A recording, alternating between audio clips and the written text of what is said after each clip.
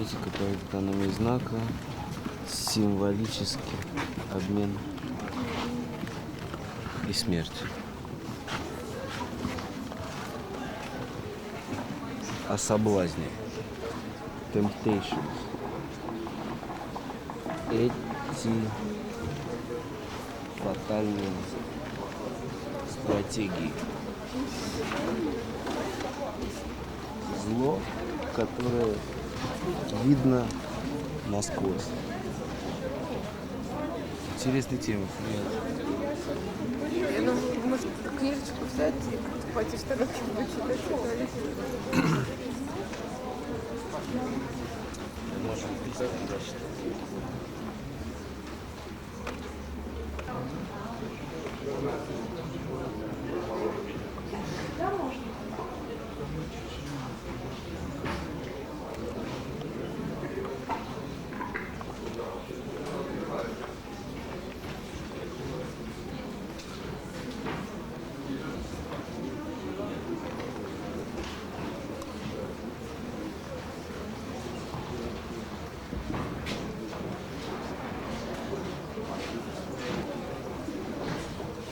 Когда ты будешь выбирать?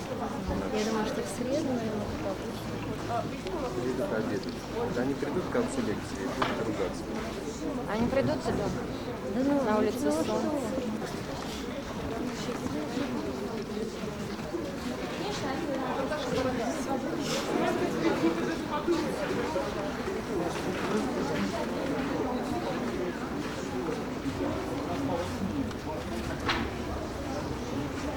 Наушники кончились.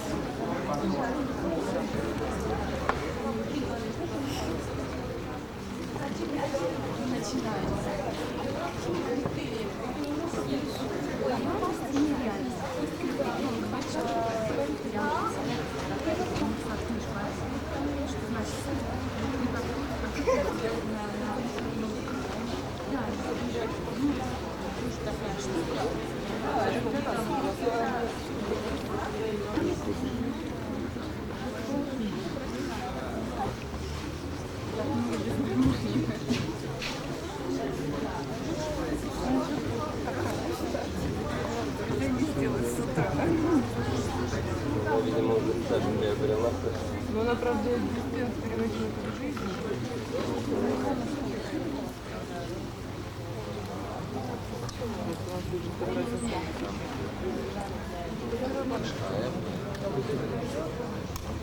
Это он, почему он?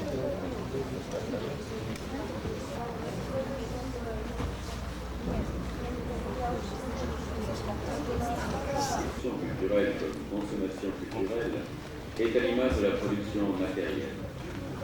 Or, celle-ci, depuis la crise de 1929, on le sait, vit en état de surproduction, ou tout au moins à l'ombre et dans la menace de la surproduction. Déjà en 1929, la croissance au fond laisse place à l'excroissance. Et depuis, cette surproduction, cette excroissance n'a cessé de maintenir nos sociétés dans un état de crise de plus en plus aigu, seulement interrompu par les guerres et la relance que portait en elle la destruction, seul remède à l'excroissance. On peut donc dire que notre crise fondamentale, notre catastrophe peut-être, reste la démesure de la croissance.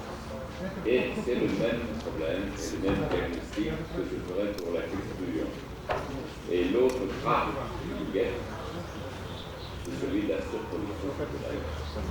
On croit ou on veut nous faire croire que sur le marché de la culture, contrairement à celui des biens matériels, la demande excède l'offre, et pour longtemps encore.